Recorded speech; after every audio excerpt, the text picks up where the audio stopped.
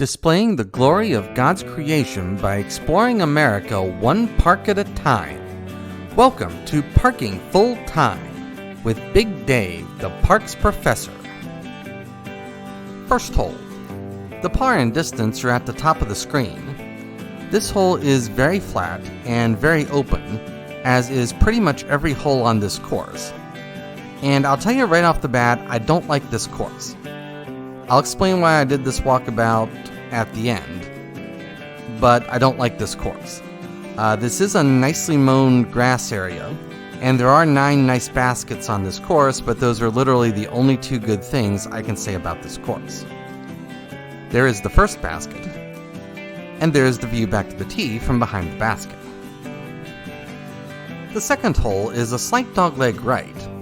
It plays around a playground, which is just off to the right of the screen. There were a lot of kids and parents over at that playground when I came here, and it's a little too close for comfort.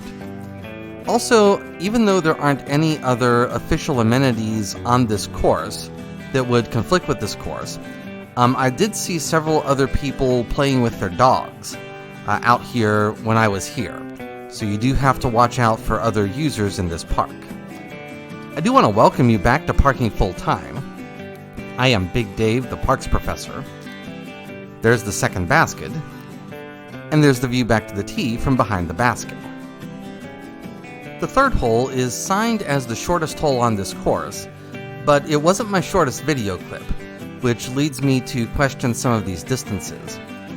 I did get the distances that I'm showing you off of the tee markers, and I do need to say something about those tee markers. The tee markers are boards buried in the ground, and they're basically impossible to find unless you're within about 20 feet of the tee marker. The tee markers are literally level with the ground, and so they just blend in with the rest of the ground. And therefore, again, you can't find them unless you're almost standing right on top of them. So in order to have any chance of following the intended course route, you have to take a picture of the course map near the parking area. Otherwise, on most holes, you are not going to be able to find the next tee. The fourth hole, if you play it as intended, is a sharp dogleg left, and that's the way we're going to walk it. There used to be a series of yellow poles out here that functioned as mandos, and the dogleg was enforced by a mando, by a yellow pole, that was more or less where this basket that you see directly ahead is today. And so basically I chose to treat that basket as the mando for this hole. The yellow posts are not here anymore, and I didn't really like them to begin with, because to me those yellow posts really functioned as contrived difficulty, and I really hate contrived difficulty. I will note that there's a desert area off to the right here, and that desert area does contain a few obstacles. It would be possible to build a really nice course here, or at least a decent course, but what's here right now isn't really it. I captured this video on Friday, February 16th, and it was a warm, sunny afternoon with temperatures in the mid-80s when I came here. Overall, it was a pretty typical winter afternoon in the desert. There's the view back to the tee from behind the fourth basket. The fifth hole plays into the west corner of the mowed grass area. There are 2 signed out-of-bounds areas, one to the left and one to the right. At first, those 2 areas are pretty far apart, but when we get up close to the basket, the 2 sides on the left and the right are going to start to converge, and therefore this is actually one of the tighter areas on this course. Also, I'll comment that even though this hole is signed as 450 feet, and it's signed as the longest hole on the course, this was not my longest video clip, and therefore I do really question some of the official distances on this course. Here's the 5th basket, and you see just how close the out-of-bound fence is there to the left. There's the view back to the tee. The 6th hole plays the only direction it can, and that's back to the east. There is a drainage canal fairly close off to the right. You can see the fence between you and the canal, and also the sides of that drainage canal are pretty steep. So if you throw it over there, or if a big gust of wind takes it over there, that's probably going to be a lost disc. Here's the basket coming up here. This is another completely flat and completely open hole, like pretty much every hole on this course. And there's the view back to the tee.